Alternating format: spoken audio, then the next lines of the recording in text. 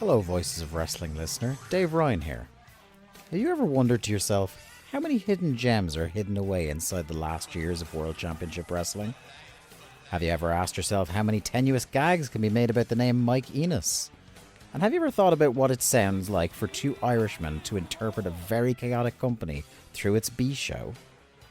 The answers to all this and more are just a click away. Check out Days of Thunder every second Thursday on the Voices of Wrestling podcast network.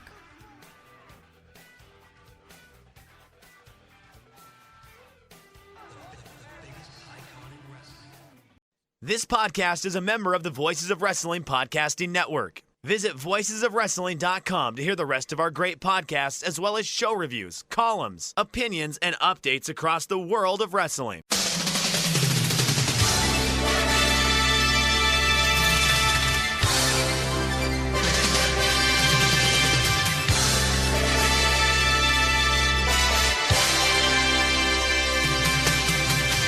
Hello everybody and welcome to the Super J Cast. I am Joel.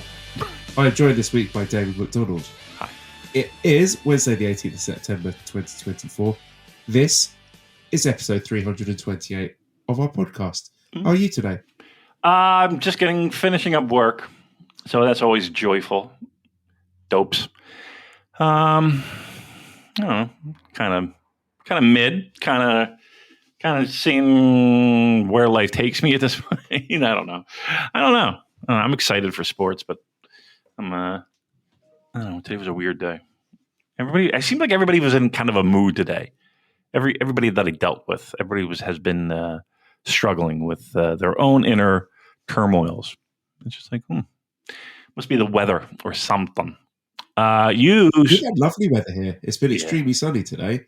Is that right? And it's been good actually, because yesterday I took my class out to a cross country run, and the weather was really nice for that. And today we have double PE in the afternoons, like sports class on Wednesdays, and the weather was lovely for that as well. So it's been very sunny. Spent about an hour outside in the fields with my kids and the cat before bedtime. Look at you. Enjoying the sunset. So that was really nice. So what are you miserable about? Why don't you tell the class? I've got no money. I've got a week till payday, and we went and did some shopping a couple of days ago at supermarket Asda. And when we get to the checkout, obviously, when we've got two kids with us, it's a good idea strategy to sort of split up. So I'll take the kids and entertain them while she does all the shopping. Okay. So this happened again, and so Arthur was saying that he needs a wee, because we toilet training this summer, so we're really happy about that. So I said, okay, I'll take Arthur to the toilet. And then Maddie made some sort of snarky comment as I walked off to the toilet. I didn't quite catch it. I was like, okay, just ignored it. Oh. And then we're driving home, and she got a notification from a bank on her phone saying that the transaction had been rejected, like it declined. So no. We had all these groceries that we hadn't paid for. We're like, oh, fuck. So I decided to phone up the supermarket and be like, look, this is what's just happened, because I never know what they're going to do. Like, if they're going to send the feds after us or cancel Mally's visa or something.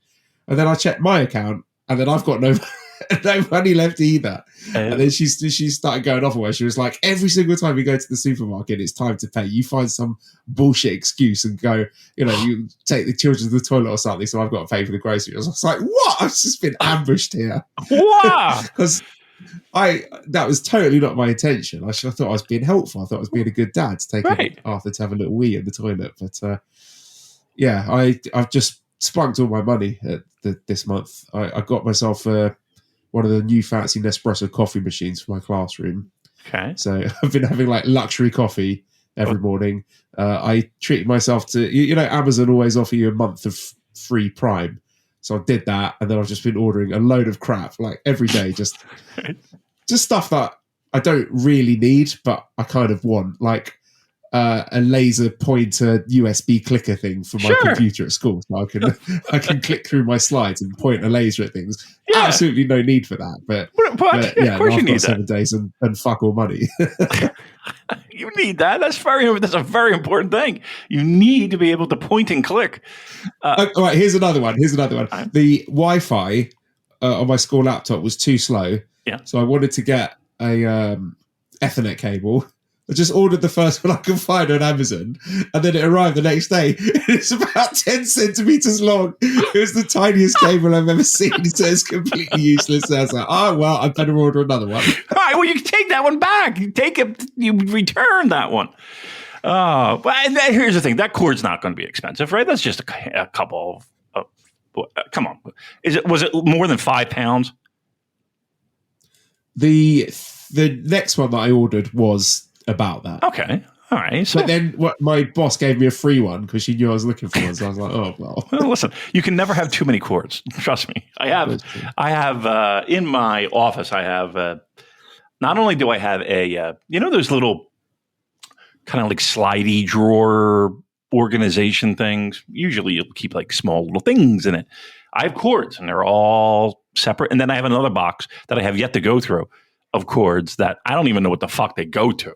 But I know everyone has that. Everyone has the box of cords in their house. Good. Okay. So I don't feel like a maniac. I don't even know what half of this shit is.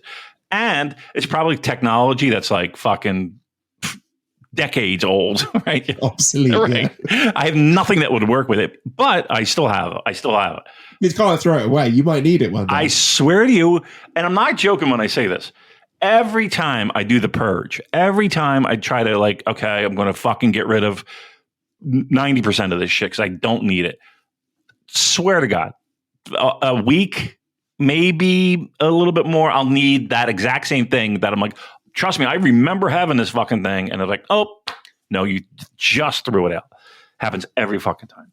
But yeah. Yeah, I'm certain I had a load of Ethernet cables when we moved out of our place in Bangkok, and I'm there kicking myself that I didn't keep at least one of them. So wow. You're right to hoard them. Yeah. I'm on your side. And I'll go so far as to say this.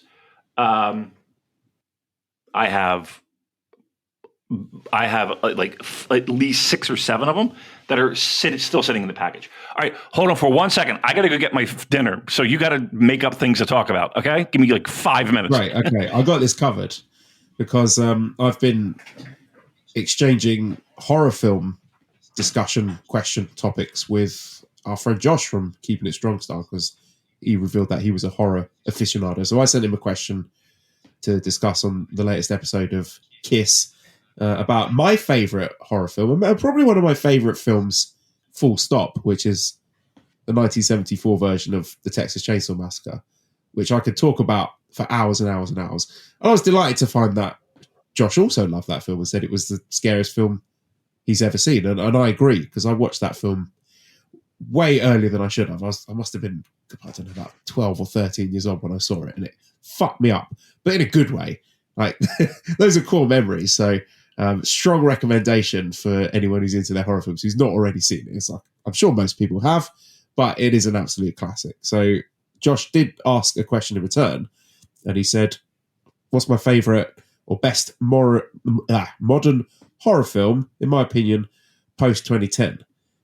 Which is a really difficult question, because when I wrap my brains with sort of like top 10 horror films, I think most of them would be pre-2010. And I don't know, I was thinking about this, and there are a lot of really outstanding horror films post-2010. The Ari Aster ones are great, like Midsommar, Hereditary, fantastic. And there are other critically acclaimed ones, Get Out, Cabin in the Woods, very sort of postmodern take on the genre. The Lighthouse, did some interesting stuff. The Witch as well.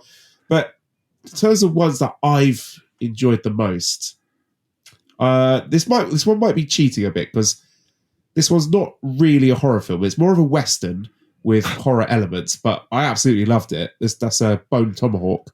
So that one, I think that would class as a horror film, but it's just a very, really absorbing and entertaining Western film that has extremely strong horror elements to it. So I think that one would pass as a horror film. But yeah, Bone Tomahawk, not only a brilliant film, but also inspired House of Torture's signature team maneuver, the bit where, you know, when they have the guy upside down and hold his legs apart, and Dick Togo or whoever it is does a karate chop on their penis and testicles from the top rope. So yeah, I'm sure that is a tribute to a famous scene in Bone Tomahawk, so I'll leave that to your imagination.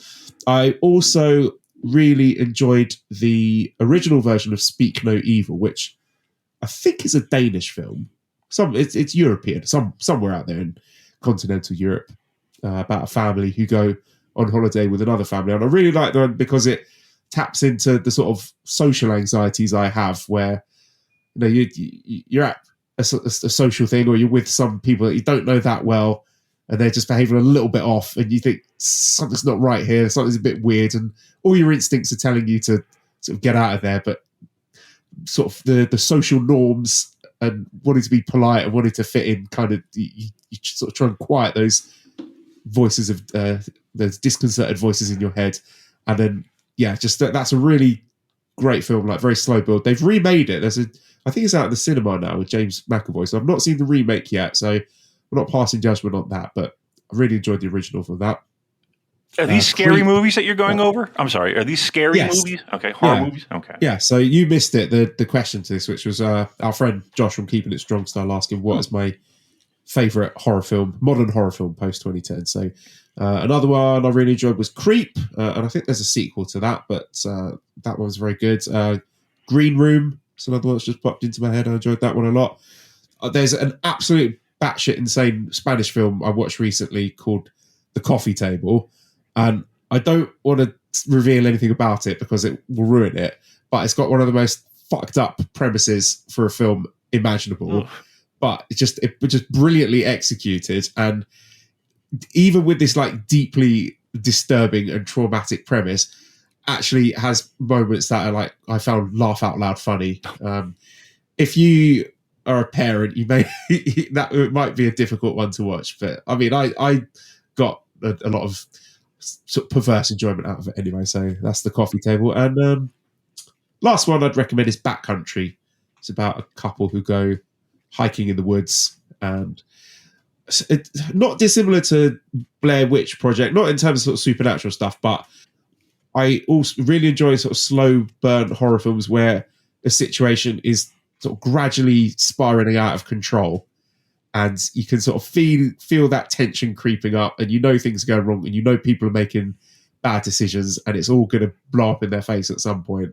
But just that creeping sense of dread and despair and hopelessness, I find, really, really does something for me. So that would be another recommendation. So there you go. I have a band for you. Ever heard Joy Division?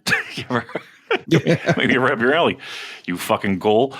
It's got a question for you as well, Damon. But let me do my question first, because let's follow up on this. Do you like feeling things when you watch movies? And I guess it's a weird question, but like, I don't. I hate it. I don't want to cry. I don't want to be scared. I don't want to be fucking anxious. I don't want to feel any of those emotions. I have trouble understanding why people would want to do that as entertainment. Is that weird? No, absolutely not. I think sort of horses for courses, really, because my life is so perfect, Damon, right. And I experience just undiluted joy, whatever it is I'm doing, then I need to sort of temper that by watching content that pushes me to extreme depths of terror and despair. That doesn't. Do you not get that thrill of just being scared off your tits? Nope. So scared that you don't even want to go to the toilet. Nope. No. I don't want anything fucking to do with that. Like our dumb friends would be like, you want to go to the fucking hayride on Halloween? And I'm like, no, I don't. I don't want somebody fucking popping up, trying to scare me. Because I don't react well. I react dumb when that happens, which is... No, I'm with you on that. I don't like jump scares. There's no art or craft in someone sneaking up behind you going, boo. Right, okay. And a lot of films do that. A lot of horror films do that, especially a lot of modern horror films. And that's cheating for me. That's why I think there's a lot of real craftsmanship and vision and skill in just being able to build tension and atmosphere rather than just go, it shocks you. I don't know. Like, as far as I go with that, it's like maybe like Sopranos. You know what I mean? Like, that's all the fucking tension I can handle. And here's the thing. I've never watched it with any other human being. Like, I've never sat and watched Sopranos with Cheryl. Cheryl will not watch it at all. She has no interest whatsoever. None. Zero. And she hates watching conflict on TV. Like anybody who gets on like a little verbal, she's like, I'm out. She just fucking hates it. What about cringe-inducing things? Does she like cringe? No. Nope. Okay, no. She wants the most, like, when I tell you, she sits and watches K-pop videos and like BTS documentaries and, Blackpink things and whatever, like stuff, like completely mindless, just nonsense. She wants absolutely zero. Yeah, I get that. Sometimes you want a bit of brain candy, don't you? But that's it. That's all she does. Yeah. That's but she won't watch Curb. Like Curb is like kryptonite to her. She's like, nope, no, this is incredibly, no, I don't want this. I can't watch this. Right. And then she gets a personal vendetta against the actor who plays the role. I hate that fucking guy. What? What are you talking about? He's a fucking dick in that show. I mean, he's playing a fucking character. What are you, 12? Jesus Christ. Yeah, no. But no, I don't like it either. I don't like being scared. I don't like feeling like this is the dumbest thing, but I just don't like feeling emotion. I don't like it. I don't want to feel sad. I don't want to feel any of it. It just, I don't know. Right, well, through the conduit of pro wrestling, is that different? You like to feel emotion, through wrestling. Yeah, but I don't know, but yet I still feel the same. Like I don't know. Maybe I feel the emotion in sports. Maybe I do. I just don't like that bill. I don't know. I'm just not into it. I think that might be the main reason why I can't get into movies that much. Like I don't want to. I don't know. I don't like people who are like, I watched fucking, I don't know. I'm trying to think of a sad movie. Don't laugh at me, but because I can't think of any other. But I want to watch Schindler's List. Right? I knew you were going to say Schindler's List. Did you really? I was offer that one out there. Yeah, that'd have been hilarious if you did. I would have cracked up. But that's the only one I could think of. But like, why would you want to watch that? Like, why? Why would anybody want to watch that? I don't understand it. Like, I understand it's a good movie, and like as far as movies being made are, but like I just don't want to. I don't know. I don't know. I can't get it. I can't find it entertaining whatsoever. Sorry. So that's it. Don't you get scared? Don't you get scared watching a scary movie? Don't you get scared though being in a house and being like, oh, what was that noise? Oh, what was that noise? Don't you get a little freaked out? Don't you freak yourself out doing it? Yeah, but that's fun. I like that. Really?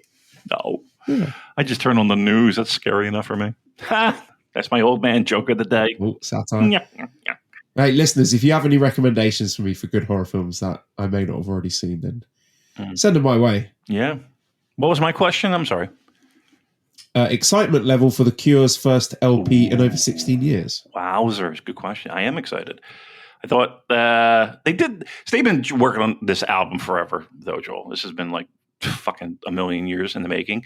And they actually played these songs live, and they were really good. Like, we're just like, whoa, this is yeah, all right. So, yeah, I'm pumped. If it actually comes, well, no, November, they announced November. Yeah. So, love them. They're one of my favorites. Hopefully this is good. It's been a long time in the making. I get very anxious with new music coming out. Like if I know in advance, it's like, oh, I hope it's good. Because there's nothing worse than like listening to an album. You're like, I'm going to need to listen to this 12 more times to get into it. That's the worst feeling in the world. But when it hits, like you're just like, oh, there it is. They got it. And then the next song, whoa, there it is again. That's what I'm hoping for. I could use that. Because I feel like I'm in a little bit of a rut. I feel like I'm in a little bit of the same patterns when it comes to music. Hasn't really been anything new that I've been blown away by. It's tough. It's tough making movies and music. Rough life. Rough fucking life. Why am I complaining about that? Who knows? All right. We'll cheer you up talking about New Japan in Noboribetsu. I'd rather talk about horror movies. Do you want to take a guess what I got takeout? Mexican food. That's a great guess. No, but incorrect. I'll give you one more. Can I have a continent? You can. Asian. Oh, is it Korean food? Great guess, but no. It's What we got? your standard fucking Chinese. I got like beef lo mein. Good. What we ordering? I got beef lo mein. I got Cheryl. She likes like fried rice, so I got her like a combo fried rice gimmick thing. And I think she's a big fan of the crab rangoon. We can't get any more American Chinese. Woo. Do you know what a crab rangoon over here? What's that? Is it like a little kind of deep fried parcel or something? With crab in it? So think of like it's like a cream cheese and and fried. Yeah, I mean if you fry anything, it's good. I mean you could fry fucking whatever and it'd be pretty good. But yeah, she digs that too. So she had a tough day at work. She said, "I this is kind of leads me on where everybody's kind of having a day. She has to do like a fucking work health fair. Ugh. Can you imagine this health fair at work? I'd rather jump off a bridge. And everybody's fucking giving her shit about it. Vendors were late. Employees don't listen to any instructions. I'm reading a direct quote. We fed everyone lunch and they complained they had dietary restrictions they never told us about. Oh, God. Our screeners are rude. I hate everyone. Like, it's that. That sounds awful. I couldn't imagine. It's just the worst thing. She deserves that Chinese food. Yeah, she's like, I could you just get takeout? I don't want to do fucking anything tonight. I was like, you got it. Done. No problem. And I think she's a little upset in the sense that, not upset, but like it seems like for a week I've had shit to do at night. And it's like, it's kind of that season, dear. I'm kind of we're into the football, hockey kind of thing. And, yeah. Like, well, tag league's just around the corner. Right. I mean, it's only going to get worse. Right. I'm chock full. So, I think she's a little like, we don't spend time together. It's like, all right. I hear you. I think her birthday's coming up. Listen to that. That's important. It is important, but not for nothing. We got things to do. You got shit to do. I got shit to do. It's not, we live in the same house. We're not that fucking distant. It's not like you're in Iowa. Relax. Jesus Christ. Like what new thing do you want to hear from me? I got nothing new. Yeah, that's it. There's only so much you can tell each other when you right. Wait, what do you? So many years together, isn't it? Right. It's like to the point where this again. It's peaks and valleys, but it's like, all right, let's. What do you want me to do? What do you want to do? And I think she's getting a little weird. What do you want? What do you want from me? What do you want from me? What do you want from me? You want streamers when you come home? I'll fucking throw streamers. Is that what you want? You ordered the takeout. That's you've done your bit. I feel like I have. And speaking of expensive, so fucking expensive. That was $50. You know what I mean? Like that's crazy to me at this point. $50 for lo mein and rice, fried rice, and crab rangoon. I think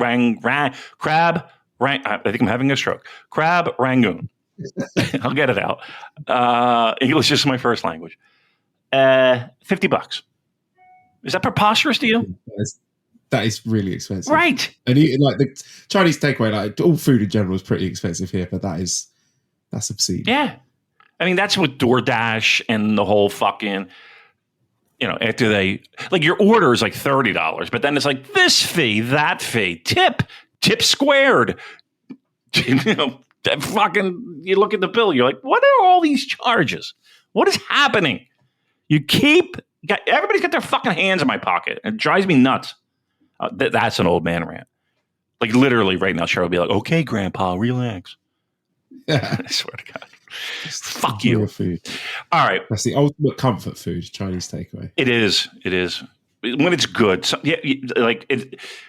unfortunately, we have a pretty big swing in quality of food in general in this area. Like it could be really great or it could be just like dog shit. And you're like, roll the dice.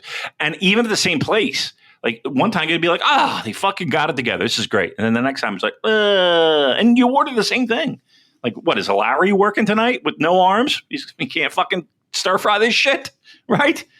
Get Larry off the clock. Get Larry off the fucking grill, please. He's useless. Stinks. I'm on Jan. Jan on the. What am I talking about? I'm fucking losing my mind. All right. Oh, let him cook. Yeah. I want to know where this is going. It's nowhere. Absolutely fucking nowhere. Trust me. Trust me on that. Nowhere. Did I tell you this? I know we're not talking about New Japan Pro Wrestling, but nobody gives a shit. I got bit by a spider over the weekend. Okay. So the magical powers kicked up. Yeah. Well, yeah, I'm like swinging from fucking the poles. I got web. If I took a picture of this, would you give me medical advice of if I should go see a doctor? No. I'm not doing this. No, that's why not? No, I don't want to see it. No, I'm going to send you this picture. Can I send this picture? Can I? I'm not a doctor. Well, it's significant. It's a significant wound I have.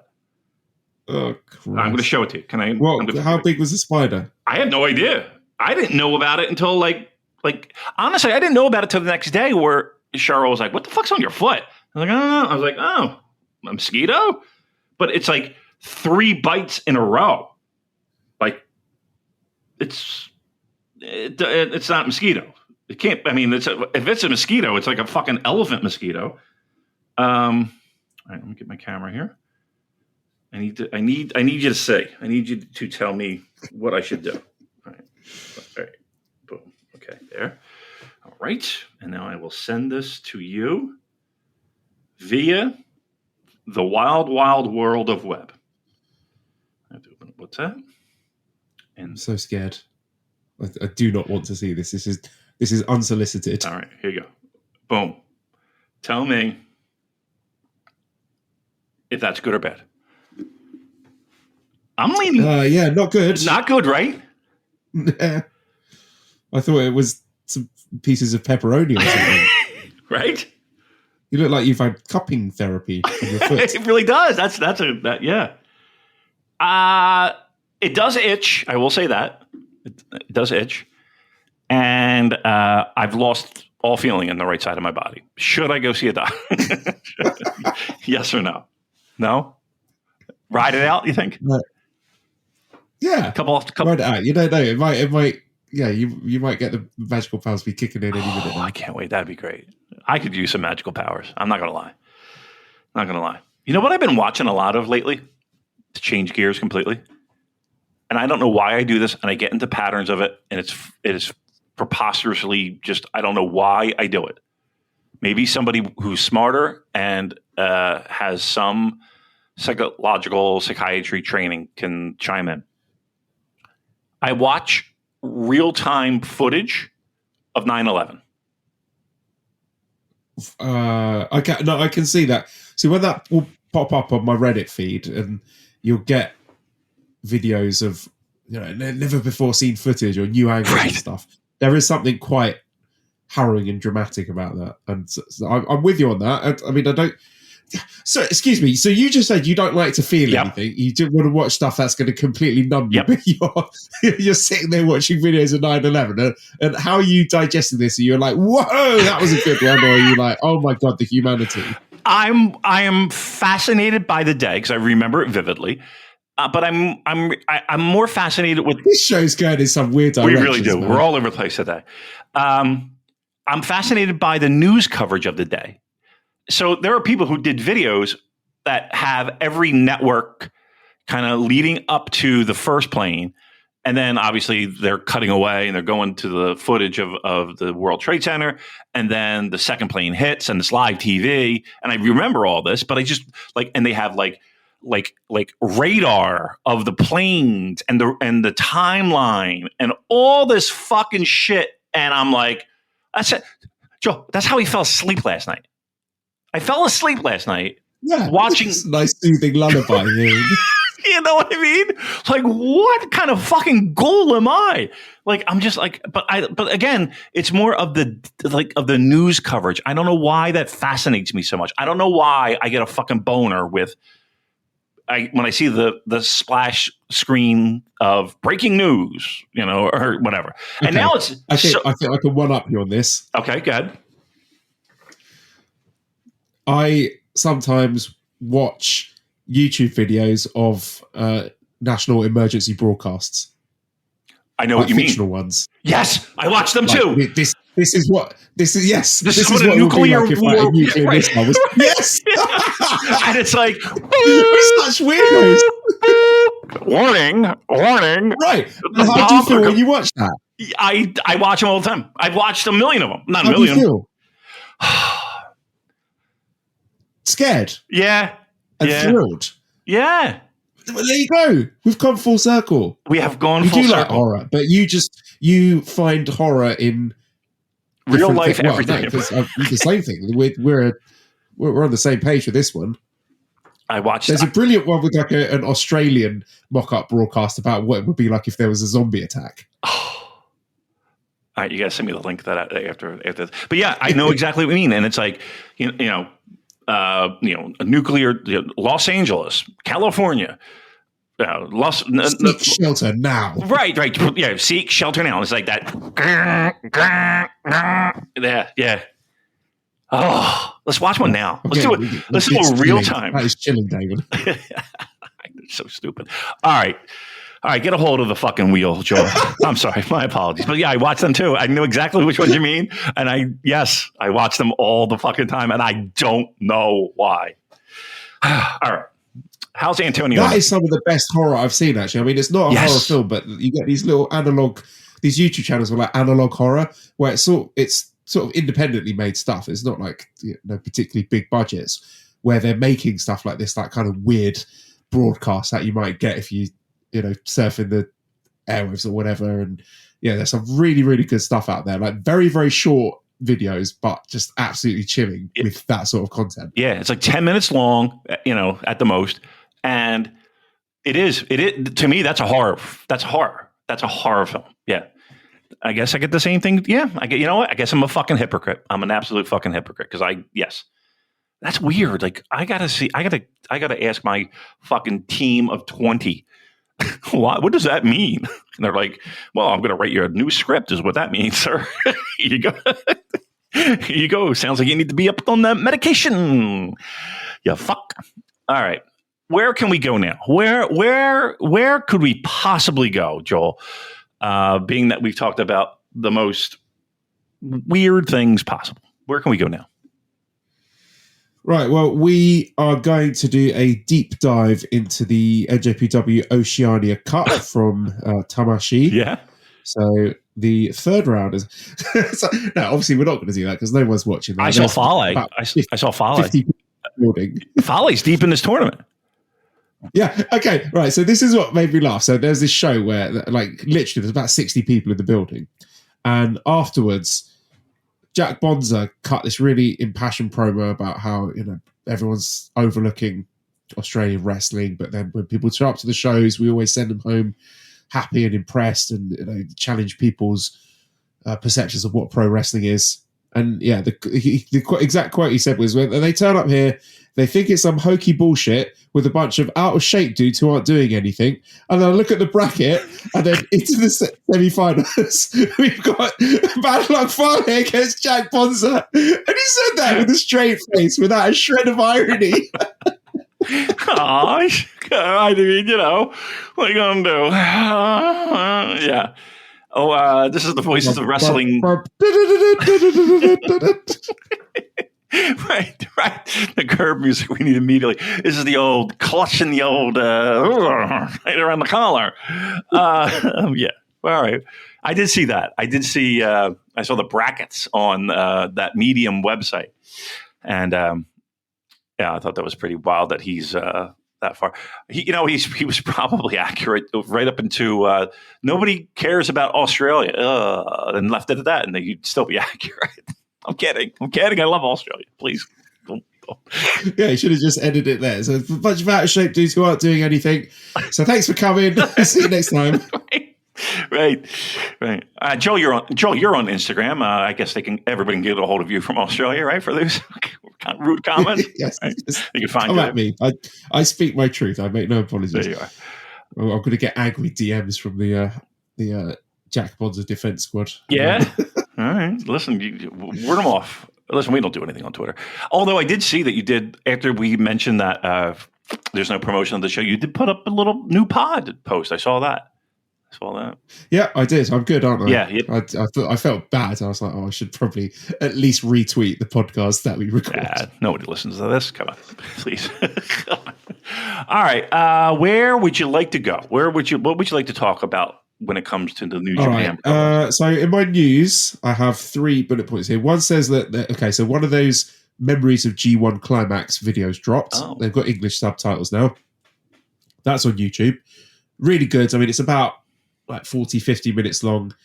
And you know how they do it like through each step of the tour. And the most fascinating bits are the interviews with the fans, because I just like to see what sort of fans are cheering for the different wrestlers. And there was one woman who was like, "Oh, my favourite's Toru Yano. He's the strongest." I'm like, you're not really following the product that closely, are you?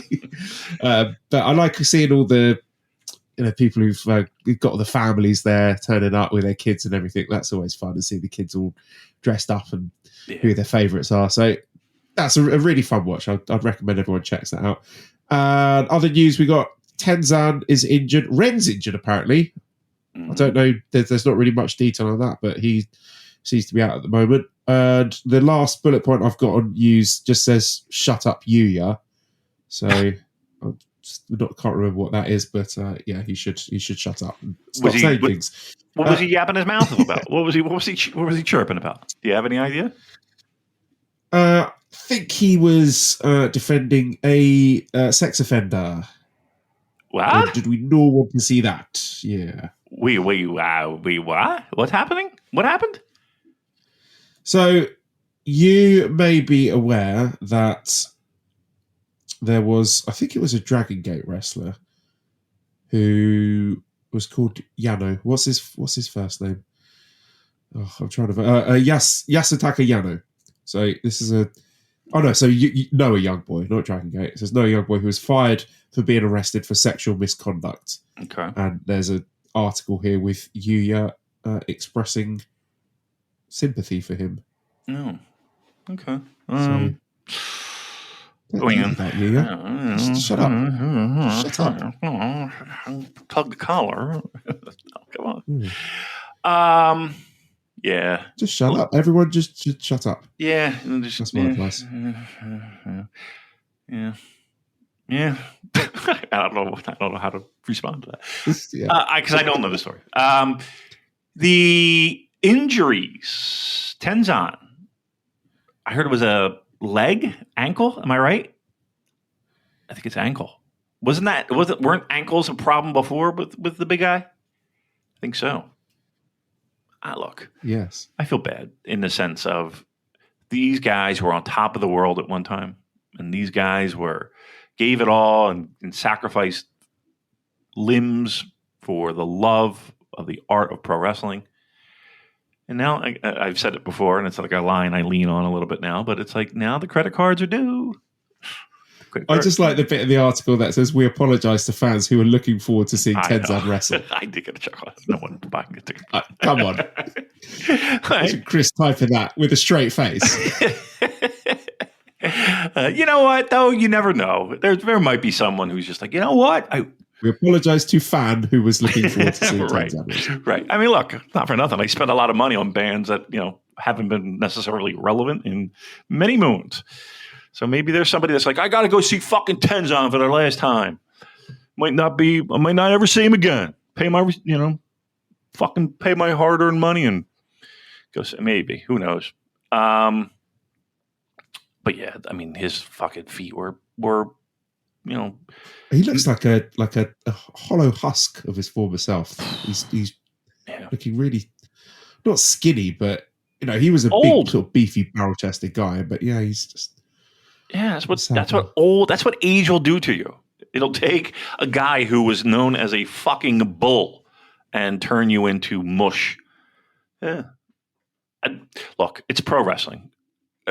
For me to sit here and be like, look, you're a little up in age. You might want to just kind of stay out of the ring. But I know that's going to fall on deaf ears. That's and who's going to listen to me anyway? But that's one of the things about pro wrestling, man. I feel so sorry for you having to offer analysis on Tenzan getting injured. Who knew? Having to have a take on that. Right. That absolute nothing. I know, but I think in general in pro wrestling, I would love to see less of, older person feeling like they can still go in the ring as opposed to let's just stay out of the ring. And here's the thing too, I will say, notice how my boy, you never see that. You never see Jushin. He hasn't been in a ring at all, I don't think. On a show wise, he could very easily take a plane ride over here in the States, wrestle, get a big paycheck and fucking, do his whole hit, do the hits, so to speak, here in the States, and people would pay. But, he hasn't done it. He's done some meet and greets. I was going to go to that one, and that's in October, I want to say. I could be wrong. Yeah, was it like you could pay to have dinner with them or something? I thought you'd be all over that. Listen, money's too tight to mention right now. And here's the thing too. Like, I don't know. To me, that might be a little weird. I don't know. And you know what? No, I'll tell you flat out. You know what's weird is that I would have to sit with other people and have that dinner. Right? If it were just me and him, I'd be totally down for that, and I would pay the money. I just don't want to sit with other people at that same thing and listen to, what was it like the first time you put on your mask? Like, shut up. Stupid. Eat your fucking Brazilian steak and shut up. What was it like wrestling what was his name? Tyler Swift? No, what was his name? Tyler Breeze. Tyler. What was it like being on NXT? Ugh. Drop dead. That would be the worst part. You should go and ask him all those questions. I will in that voice. All right. So that's it. New Japan talk. No. I mean, look, the problem. I'm just scrolling through analog horror videos on YouTube now because there was one that I really enjoyed, but I can't remember what it's called now. But I'm going to find it before this podcast is up. All right, we will move on to talking. I'm afraid we've got to do it. What was it called? Battle Line Hokkaido. Mm-hmm.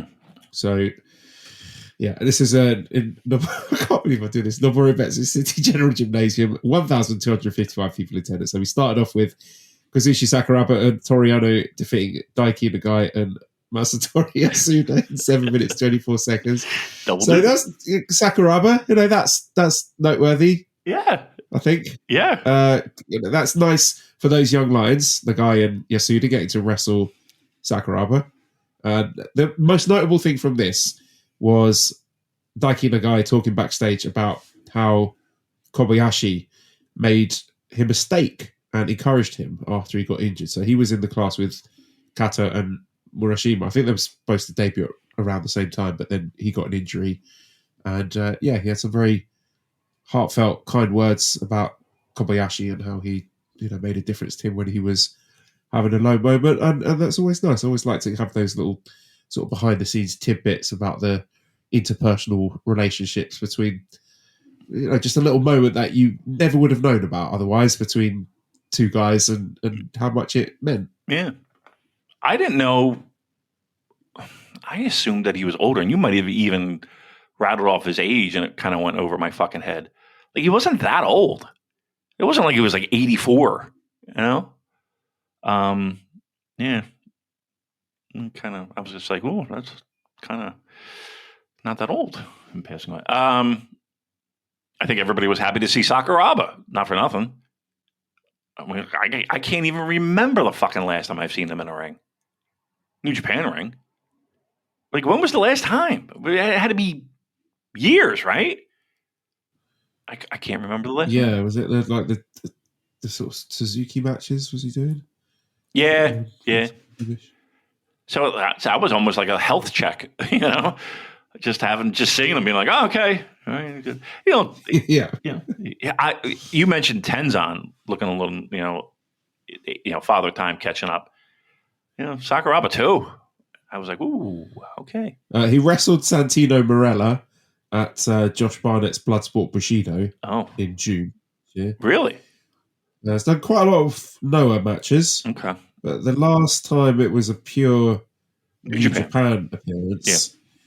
was 2016. Wow. Kizuna Road, when he was teaming with Chaos. Wow. That long ago. Fuck. Wow. I'm actually kind of surprised by that. Huh. That long. Yeah, he's teamed with Gedo, teamed with Okada, Yoshihashi. Yeah. Huh. Interesting. I mean, I didn't know it was that long. Didn't feel like it was that long, but I guess so. And again, I mean, I'm not really dialed in on Noah scene, so yeah. Wow, that's crazy. That number, I don't know why that number bothers me so much. That's crazy. All right.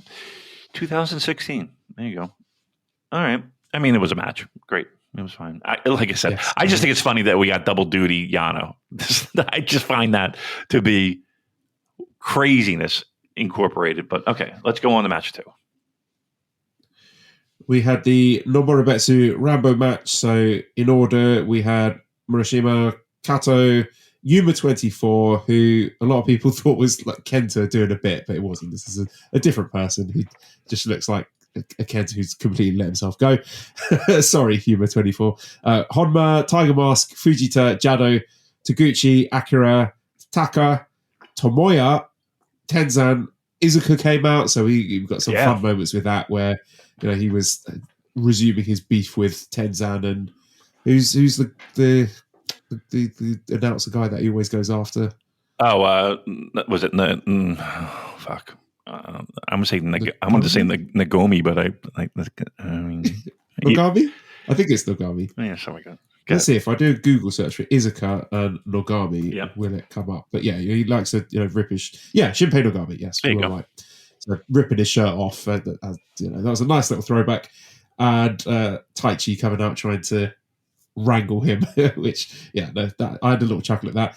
Kanemaru came out and was very, very entertained by the backstage comments. So Kanemaru, obviously, he's going to be challenging Doki for the junior title, and Kanemaru says, the more Doki holds the junior title, the lower its prestige drops. Oh. When I take it, I'll drag it down to rock bottom. So, this scumbag. And then Taguchi comes out afterwards and goes, I just heard what Kanemaru was saying. If I want that belt, I bet I can make it even less valuable than he can. I'll take that title into the negative. So please don't let me challenge for it. Bravo. I'm spitting the truth here.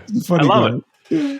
Good for that. We had Sho came out, the Doki, Sanada, Shota Umino, no pop for Shota, Zack Sabre Jr. So Shota was the winner here, and he's chatting about how he would like to wrestle Zack at some point.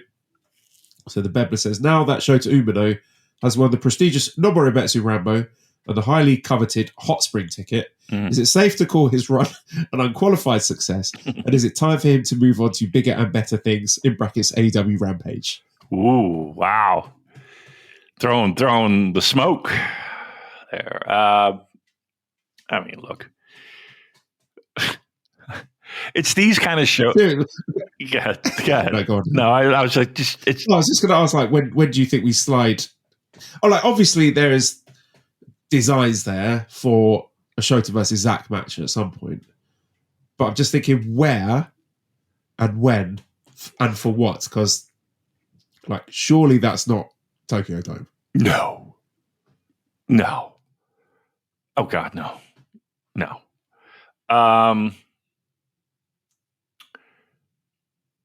I mean, you would think they would try to do it something somewhat relatively soon. So when I say relatively soon, I mean before Dome. Where? I don't fucking know. I mean, I hate to say it, but like, why does that match do nothing for me? Like, if you put Zack in the ring with any of the other young guys, I think I would be much more excited than this. O'Reilly! You need parts? O'Reilly Auto Parts has parts. Need them fast? We've got fast. No matter what you need, we have thousands of professional parts people doing their part to make sure you have it. Product availability. Just one part that makes O'Reilly stand apart. The professional parts people. O'Reilly Auto Parts. The show's just dead. He's ice cold. Yeah, but I mean, he is mediocre G1, and but even if you heat him up, absolutely no buzz about him. I don't know. I for whatever reason, I don't think they're a good match. Like I don't know. I mean, I just don't see the chemistry. I don't know. And you're right. It might just be because he is ice cold. But yeah, I don't know. Why am I concerned with all the ancillary stuff that Zach is doing? Why does that feel like they're trying to get us off the scent, and they're not going to do anything with him? Don't you? Yes. Don't you feel like enough is enough? Like I just want a little bit more focus. Like I don't know. I guess I'm more like I just can't wait for fucking October. I guess is really what I'm trying to say here. Like I just feel like there's so much stuff that he's involved in that's not giving me the title that I'm getting a little concerned. Are you feeling the same way? Yeah. So it's weird, isn't it, that the whole issue with the G1 winner calling their shot for Wrestle Kingdom was that you had like months and months of filler that they had to give them something to do. Mm-hmm. Yeah, him calling a shot early, and we've got like the exact same problem. Right. Sonata wants a bit, and then Shota wants a bit, and like he's only got to wait till fucking October to wrestle Naito. Can we just let him do that first? But they're just like cramming all this other stuff in, and Naito's got to defend it against Okan first, and then there's AEW people calling him out, and this guy and that guy. It's muddying the waters, isn't it? It does feel that way, and I don't know if that's intentional. I don't know if that's again to get people off the scent. But there is something that was pretty. I don't know that G1 winner. Like, and you felt comfortable and confident that G1 winner was going to the Dome. I mean, again, I know we had recent years where people just show up and like, well, let me be in the match too, and but we all complained about it, and we all fucking didn't want that. We all hand waved that, and in a weird way, look, maybe it's just me being impatient. And I can't wait until fucking October. And I cannot wait for this match. I cannot wait to have this shit go down. And I can't wait for Royal Quest. And I can't, I'm fucking ready to go. And when I see all these other diversions in the way and these things, I don't know. Like I think either A, again, they're just trying to keep us off the fucking scent, and they're doing it to do that, or are they trying to fucking say, well, he's got all these other things just waiting in the wings. I'm like, what the fuck? I don't know. I did get that feeling. Like my confidence level in a Zach win has gone down a little bit. Not a lot. Not complete. I'm pushing a panic button, but there is a little bit of it in there, and I kind of long for. Okay, we're just going to tread water to Wrestle Kingdom. I don't know. Again, I just have to wait a couple weeks. It's like there is a little bit of relax, dude. But there is a part of me that's like, okay, why are we doing all this stuff to this fucking? Let's focus. Let's get straight ahead here. And it did have me a little bit concerned. I found it, by the way, the analog horror. Oh yeah, I was talking about. So the YouTube channel is called Local 58 TV, and this video is called Contingency.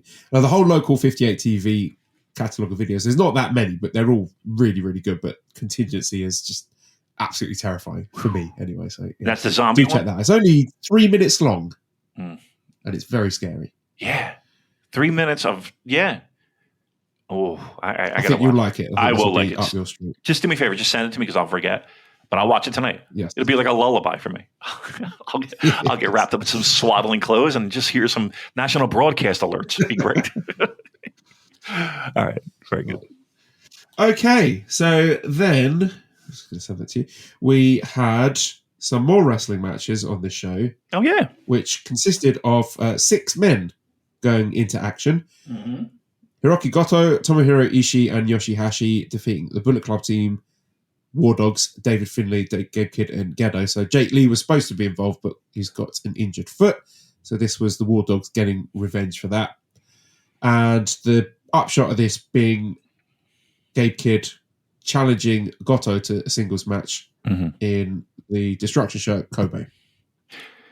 I mean, I don't think anybody's complaining about that. I mean, Hiroki Goto's got a new lease on life, and Gabe Kidd is, trying to keep the momentum going. I'm happy with that. I'm good with that. And correct me if I'm wrong. Really good chemistry. They do. Very good, nice stylistic matchup there. Yeah. Yeah, I think that could be really good. Like if people are overlooking that, they're mistaken. Also, correct me if I'm wrong, but we're looking at a Yoshihashi David Finlay matchup, correct?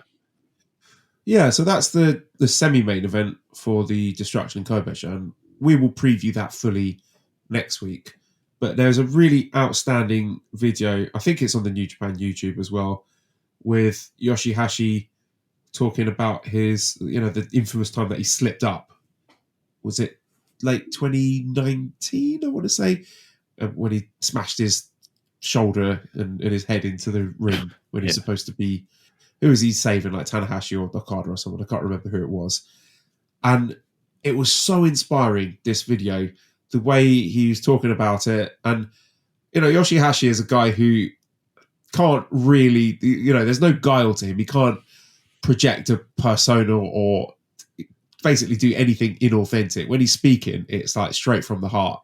It's a straight shot with him. So he was talking about how he was just fucking miserable after that happened, basically. And he thought he more or less like ruined his career by bollocksing up what, should have been one of his biggest moments.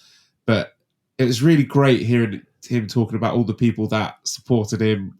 Like he's talking about like Ishii brought him some fruit, and then Goto, I can't remember, like took him out for a steak or something, and said to him something along the lines of, like, you're a made man now, because if you can recover from this, then that's it. You've got it sorted. Like, you're going to be a new man. So the way he has reflected on that, and really, I mean, you can pinpoint that's the moment where it kickstarted a huge change in direction from him, because when he came back just during the pandemic with that sort of Never Six-Man run, or even maybe even before then, you could definitely notice something different about him. And I don't want to sort of ruin all the best lines, but there's some just really great sentences in that. Sentences? Who says that? Who talks like this? There's some really great lines in the video where he's able to now put that into context and reflect on that moment and what it meant for him. So I think that's an absolute must-watch for one of the most inspiring members of the unlikely but inspiring members of the roster. I don't know if you watched the video, Dan. I have not, but now you sold it, dude. I'm ready to fucking fire up that thing and run through a wall for Yoshihashi. You're right, though. Like, one thing that I feel pretty strongly about, and I could be dead wrong, and I feel strongly about a lot of the things that are dumb. Do you think the empty arenas and the clap crowds was something that he needed, in the sense of, there's a big difference between, when we've talked about it for many, many shows, big difference between wrestling in front of an empty building and wrestling in front of a full building, right? Where the art of pro wrestling of, getting crowd reactions and getting in the crowd into you and having them ride that emotional roller coaster. But I feel like those clap crowds and those empty arenas and all that was kind of like a hard reset button for him, where he kind of just kind of fell back into the basics, because there was no need to make a crowd connection. And that was like one of the biggest things, like when we would bust his balls, it would be, he has no crowd connection and he has no personality, and he's the bag of socks, right? Steady hand, but nobody gets excited seeing it under the fucking Christmas tree. And then then that was like the beginning of the change where he kind of built on. He just kind of, it's like a fucking golfer who loses his swing and he fucking just shanks everything. And he just needed to go into a fucking basement and find the joy of it. Maybe that's it, or just the basics of it, and then build off of that. Look, not to get heartfelt and get, but there are human beings behind these, like I'm sure they have feelings, and they know when they fuck up, and they know when they don't do well, and they know when things aren't fucking hitting on, and they got two dopes on a podcast saying, "No, fucking he stinks." You know what I mean? It doesn't help, but whatever. Why do I feel bad about doing a podcast now over Yoshihashi? Fuck it. Did they show the girl crying again? No, they didn't. I'd love to hear from her again. I think a lot of people would. Yeah. I want to know how she's doing. I think your point. I think a lot of people had to sort of recalibrate and redefine themselves and have a think about who they are and what they want to get out of their wrestling career and their New Japan career. Mm. And it just proved to be a real turning point for a lot of people, where it ended up breaking their relationship with the company and they have moved on to other things, and others who were almost sort of inspired by the challenge and made the lemonade, the proverbial lemonade out of lemons. And you look no further than the guy like Zack Sabre Jr. or Gabe Kidd, or Doki. Yeah, Gabe Kidd, the guy who, it's a similar story to Yoshihashi, isn't it? Where he having his lowest ebb and staring his absolute horrific moments in the face, but coming out the other side and really providing quite a heartwarming story at the end of it. Yeah. I mean, that's, and maybe they get an unfair pass from us, maybe for that. But for me, like I want to get behind those type of people. Like I want to support those type of people. I want to be there when they on that journey with them. And look, it's a hard business to be in, period. And then you add those elements on top of it, and then I don't know. I always like Yoshihashi will forever be like, and I hate to say this in the sense of, well, where were you when he was fucking nope? Where were you when he was struggling? I mean, trust me, if anybody's to blame. It's in front of a microphone calling him a bag of socks. Exactly. I'm kicking him. I'm Bobby Heenan stomping him while he's down.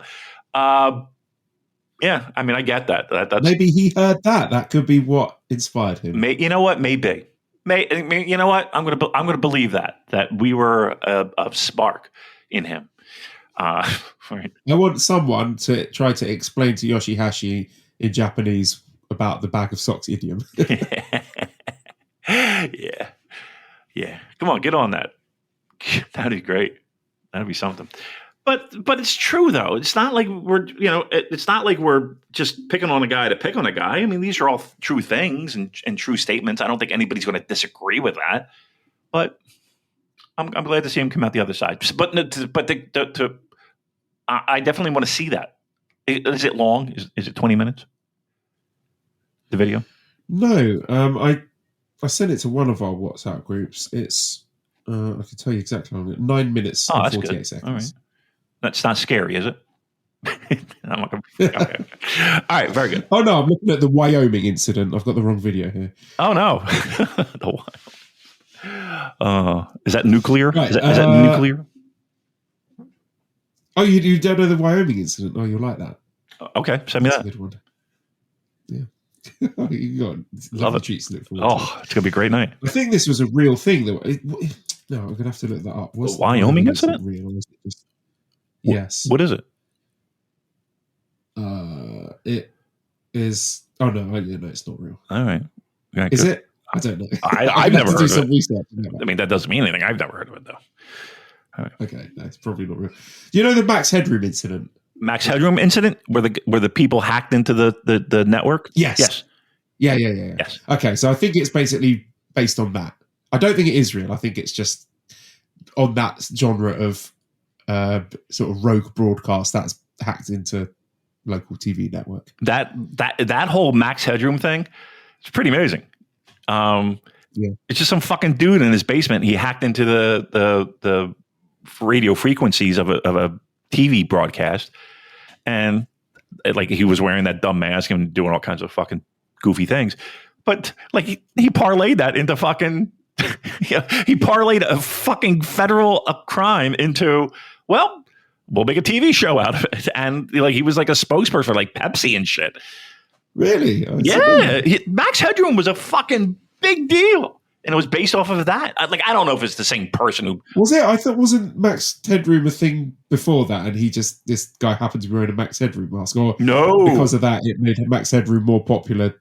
Yeah, I think it was the other way around. So he did that whole bit and broke into the signal. And that is what inspired him. That's my understanding of it. You might have to Wikipedia that, but yeah, like he hacked in, and then like, again, I don't know if it was like the guy who did all the hacking and in the original video is the guy who made money off of it. Or maybe it was, hey, we saw this video. This would be a great concept to do a thing. I don't know. But yeah, it's my understanding that's how that came about. Do you find that scary, the Max Headroom? A little bit.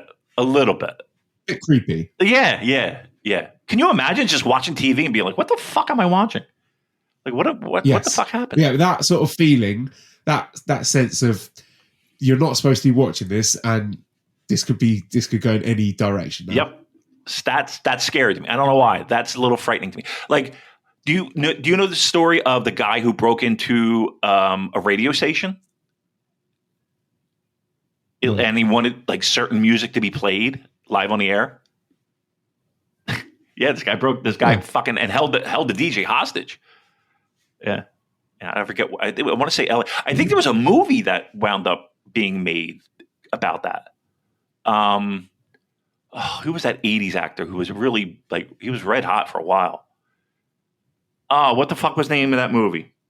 And I could see the poster, but I can't think of it. But there was a movie made about it. Fuck me, I forget. My memory sucks. I hate it. It's so frustrating. But yeah, that movie. That's that. I wanted to say one more thing, and I forget what it was. There's another memory thing. That's why I feel like I go all over the place, because I forget what I'm going to say. Because if I let it percolate, I lose it. God damn it. All right, whatever. Continue on. That's what it makes for good audio. Yeah, we go to so many different tangents today. Yeah, I know.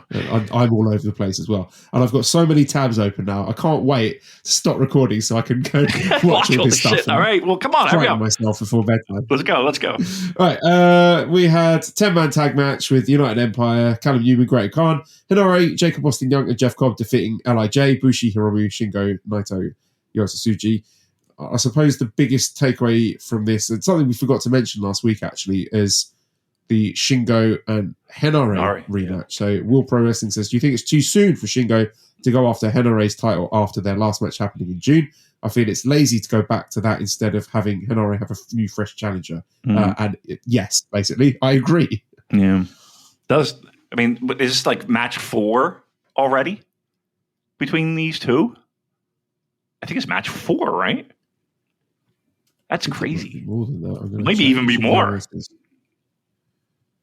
I think this is like match 4. Look it up. Okay, let's have a look. Right. Opening cage match. Joel, search things on cage match. So we have tab 36. They're already 4, so this will be their 5th. Wow. Match. Okay. To answer the question, yes, but I'll put a little parenthesis. They do have good matches together. And Shingo's more than willing to fucking do the dumb shit that Henare's down for. And they've had various degrees of great. Some, better than others. To answer the question, yes. But I'm okay with it because I think they have good chemistry and the match will be good. So, yeah, there you go. Yeah, I don't hate the match. Right. It feels like diminishing go returns. Correct. But it feels like lazy booking. Yeah. Again, full agreement. And you are right. Like, so, there could possibly be diminishing returns. I'm willing to roll the dice with it. Lazy, yes. Will it be good still? Probably. Main event was never openweight 6-man tag team title match.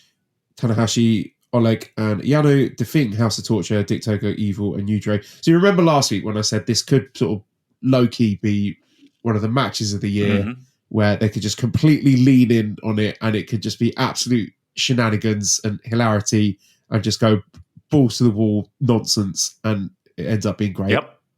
Yeah, that didn't happen. Didn't quite happen that way. I don't know if I'm liking this reign, to be quite frank.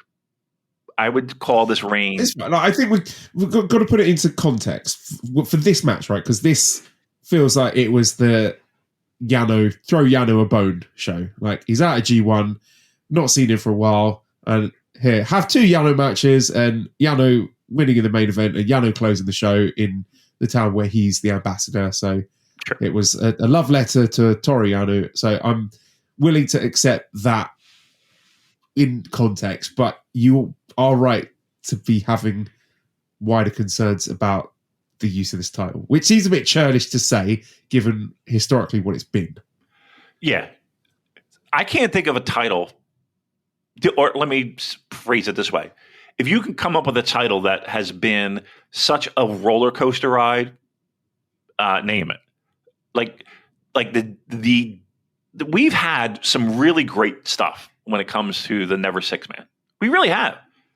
We've also had the bottom of the barrel dregs of worse, just complete indifference. Right? You're just like, why am I watching this match? And I think we've had so many peaks, like high highs and low lows with this title, that sky low lows, that it's like, I don't know.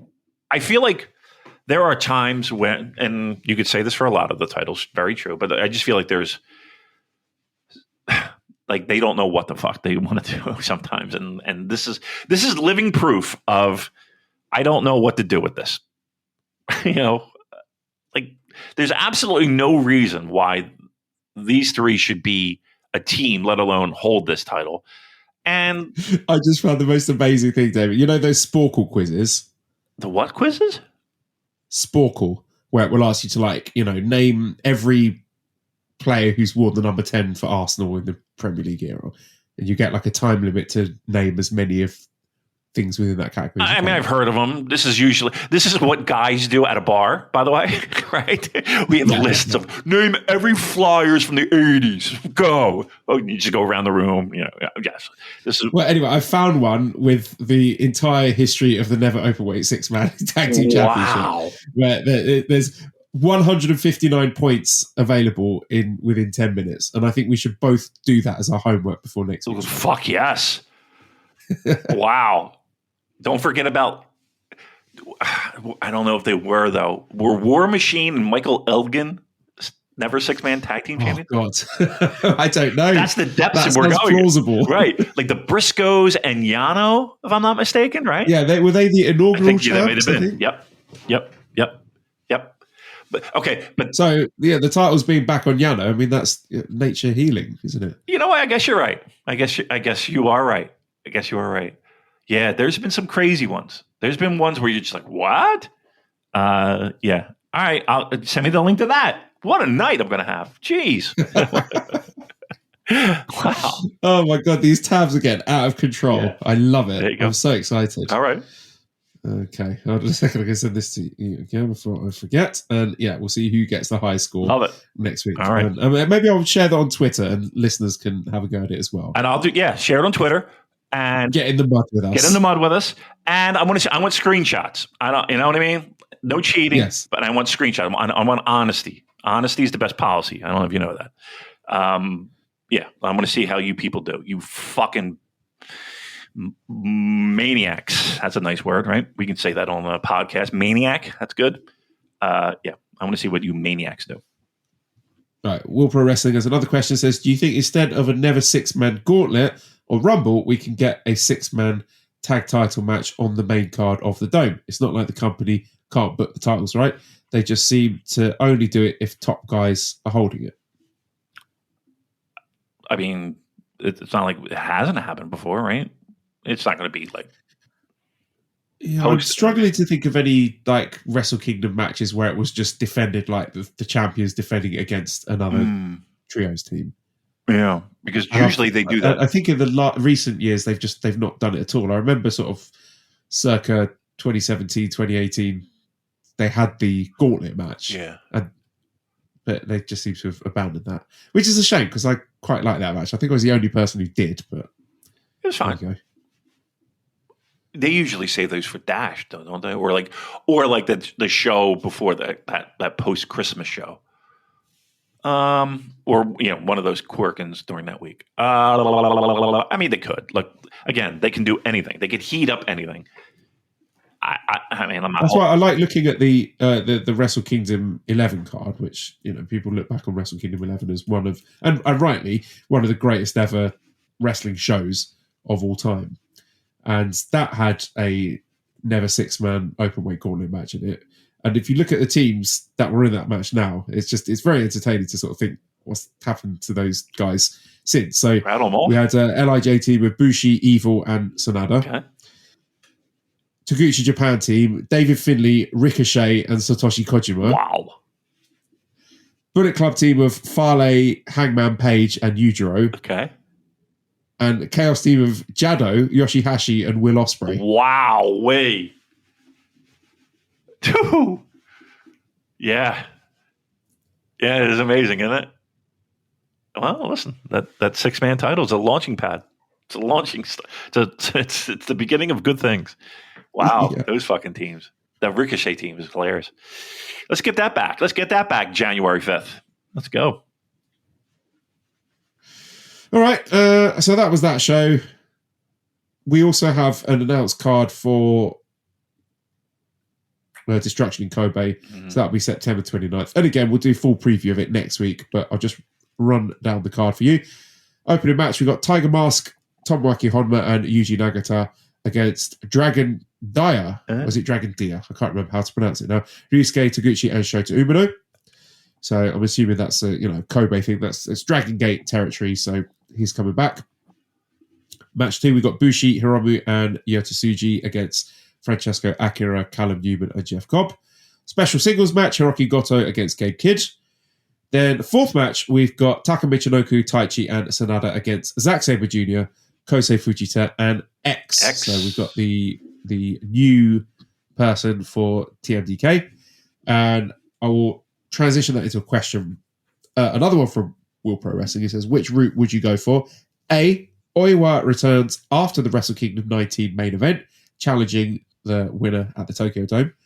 B, he comes back in a boring way, like in a multi-man tag, and is put in a current faction. That's a trick question. Would you rather the cool, exciting thing or the boring thing that is actually going to happen? Right. Yeah. I would prefer the first thing to happen. And again, I've spoken about this at length before, how the trajectory of 2012 Kazuchika Okada has poisoned my brain into thinking that every returning young lion should be doing that. And if they don't do that, then they're dropping the ball. But yeah, I'm just expecting this to be Oiwa joining TMDK and a bit of grumbling about how it's underwhelming. Yeah, it'll be fine. You know what I mean? It'll be fine. And of course. Would you rather have a Porsche or a reliable car? Right? I get it, but yeah, I think we're all expecting them in Kobe. Yeah. Then the fifth match is a never openweight 6-man tag match. So we got Oleg Boltin, Toru Yano, Hiroshi Tanahashi defending against the new House of Torture Challenger team of Sho, Yujiro, and Evil. Sixth match, IWGP Junior Heavyweight Championship match. Doki defending against Yoshinobu Kanemaru. Seventh match, never openweight Championship match, Shingo Takagi challenging the champion Henare.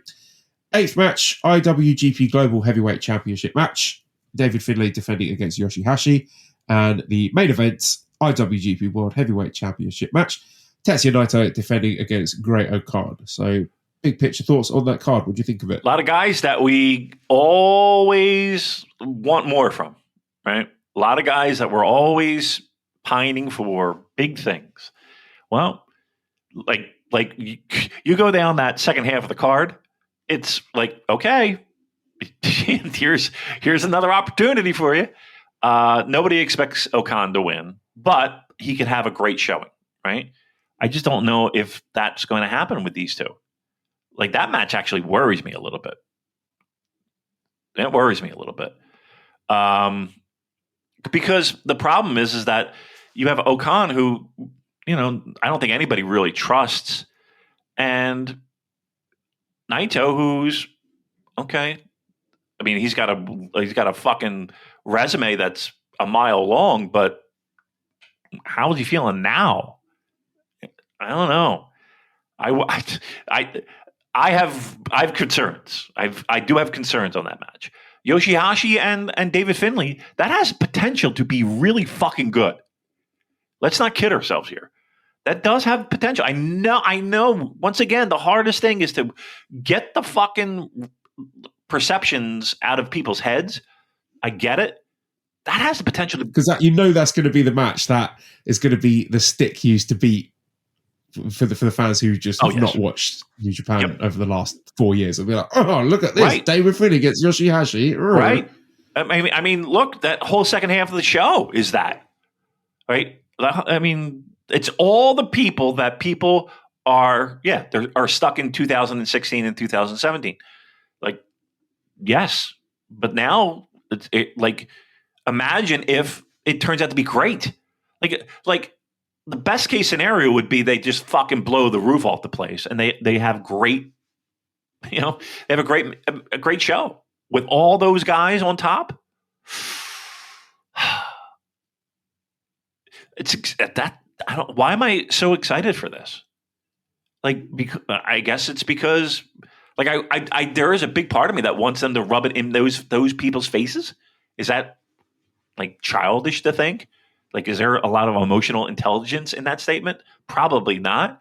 But I want to rub some fucking noses in the dog shit. Like, I kind of want to do it and be like, this is what you're missing out on, dopes. Why am I not confident that that's going to happen, though?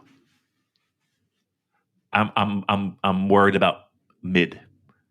I'm worried about, it was all right.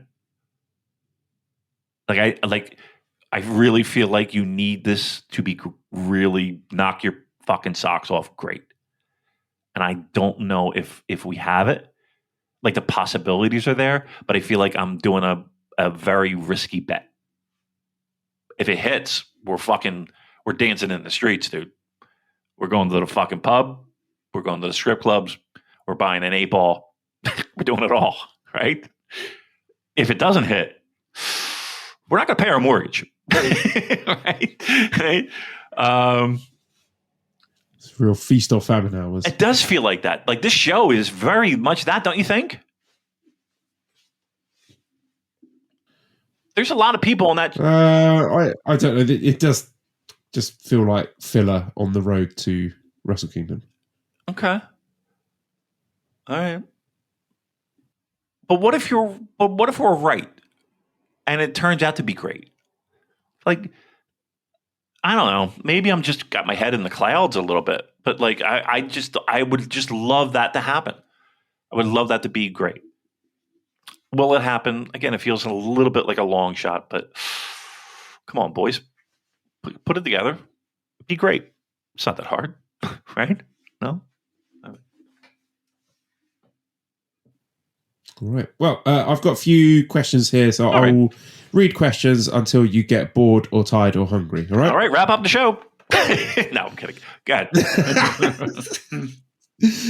Peps Waterbird says, do we think Okada and Danielson wrestle on January 4th and January 5th or just the January 5th show? I think if you get those big names, then they will be in tag matches on January 4th? I know I talked about it a million times, but I mean, I feel like the value would be like a special singles match.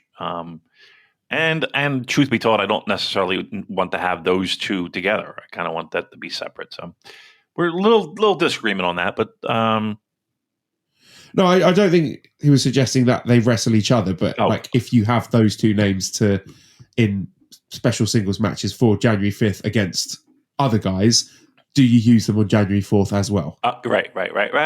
I mean, yes, you do, but again, I feel like Okada's return to the Dome should not be in a fucking. And I know he doesn't wrestle. He's not New Japan talent. I understand that now, and I do understand that there's probably more long-term benefit to have him not be in such a spotlight. But how can you bring the guy in and just stick him in a tag? I don't know. I just think there's too much value. Like I would be more interested in popping a house than having him, as opposed to protecting our guys. That doesn't necessarily mean that he has to go over. The likelihood is probably high that he does, but I don't know. I'm more interested in give me a great match that pops the house. Yeah, I think you do that on January 5th, but I don't think you do singles matches with him on both nights. I say singles on both, but I'm logically I'm in your camp. Trust me. Methodom95 says, how about a video game music podcast covering Crash Bandicoot 2? Ooh. Never played it, fortunately. Really? So I'll have to. I don't know if there is the music on that particularly good. I don't know. I've played it. Yes, I played Crash Bandicoot. It's a racing game, right? That's what we're talking about. It's like Mario Kart, but it's Crash. Yeah, I like that music. I can't do it, but yeah, you know what I mean. But I hear it in my head, but I can't get it out. I'm down. I'm down with that. Let's do it. Let's do that. My name is not Robert says, will we ever get a Yujiro and Naito reunion? I mean, maybe that is how we close Wrestle Kingdom. Yeah. Yujiro challenging Naito and then them hugging it out at the end, just like Wembley Stadium last year with AEW. Yeah. Confetti. It's what the people want. No Limit, finally reunited. It's what the people want, Robert. Sorry I called you Robert, but Robert, that's what the people want. Give them what they want.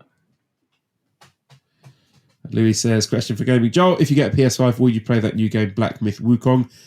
Yeah, probably. It sounds good. I think that's another sort of Souls-like game. But the way my finances are looking, that's going to be a long time unless someone wants to buy a PS5 for me. Multiverse A says, Damon, what's your favourite Oasis song and least favourite Oasis song? All right. And what song do you think is underrated? Good one. I think their best is... I love Stand By Me. I love... Is that because we sung that together in New York? Every time I hear it, it reminds me of it. I'm not going to lie. Yes. It does. It takes me back to that fucking karaoke room in New York City. So I do love Stand By Me. I can never pronounce the name. Acquiesce? Is it? I think that's a great song too. B-side. Slide Away. No. Slide Away is great, but I want to say Fade Away. Yeah, I like that too. Little by Little, I like too a lot too. Our worst one is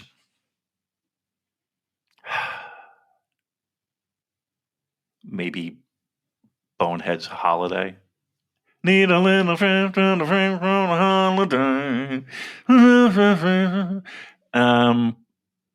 That's all right. So I'll go that route. That's where I'll leave it. I'm not a big fan of like I could do without Wonderwall. To be honest with you, I'm not. I mean, that might be just because. Yeah, no, I'm in agreement. I think that one's overrated. I do. I think Live Forever is great. Well, how do you feel about Don't Look Back in Anger? Not bad. That's fine. That's fine. Yeah, also a bit overrated for me. Yeah, I mean, but again, these are the hits, right? These are the songs that you'll hear everywhere. Yeah, maybe it's just overplayed. Yeah. I really like Fucking in the Bushes. Oh, yeah, it's great. Stand By Me, I love. Live Forever, I love. Some Might Say, I love. Yeah. I can't wait. I'm not going to lie. I can't wait. They also asked, Joel, does Arsenal have a chance to win the league Not this now. year? Well, I would have said yes until fucking Martin Odegaard did his ligaments whilst playing some bullshit international match. But I shouldn't complain about that because that's what happens to big teams. You get players that are injured and you have to have a squad to cover for it. So hopefully this will be the launching pad for I think he's only 17 years old, our 17-year-old prodigy Ethan Nwaneri to step up and take that spot and lead us to glory. Relegation. So we've got a big game at the weekend against we're playing away to Man City next weekend. So yeah, I think that to me is a don't lose match. Like I'm okay with Arteta going full like haram ball and boring the tits off of all the neutral watchers and grinding out a 0-0. I take that. That's my small mentality now. But that's a don't lose match for me. And then you never know what can happen. They were hyping that up on very, very difficult to beat. They were hyping that up on American football. I'll let you know. A lot of plugs for that game on the NBC network. Here's the thing, Damon, right? As you know, it's very difficult playing as an away team. Sure. Especially in the Premier League where you go to a lot of hostile grounds that against top teams that are very difficult to play against. Our record in away games in 2024, played 11, won 10, Ooh. drawn 1, lost 0, 31 goals scored, 3 goals conceded, 9 clean sheets, minutes trailing, 0. Wowzers.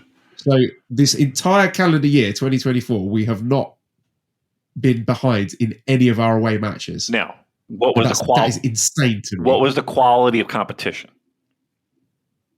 Well, we've played against all the big teams. 2 matches against Spurs, City away, Man United away. I think there's a Liverpool away game in there. No, actually, that was the end of 2023. Yeah, so that's 10 wins. The only draw was away to Man City, and that was a 0-0. Okay. I just didn't want to hear, Mother Teresa's School of the Blind you're playing, just want to make sure this is quality competition. That's pretty fucking remarkable. All right, so you got a fighting chance here. All right. I'll watch. Yeah, when we played away matches, we're a bit like like the ancient Romans, the soldiers, they'd have those interlocking shields and do like the turtle formation. Yes. We do like that. We just become incredibly hard to beat. And then when the other team get tired, we'll just stab them. Hey, nick the points. You're not there to put on a fucking show. You know what I mean? Like, yeah, boring is good on away games. Absolutely. Well done. All right. Who else? Who else is chiming in? No, I'm tired though. I love it. All right. We'll wrap it up. You want to wrap it up? No, that's it.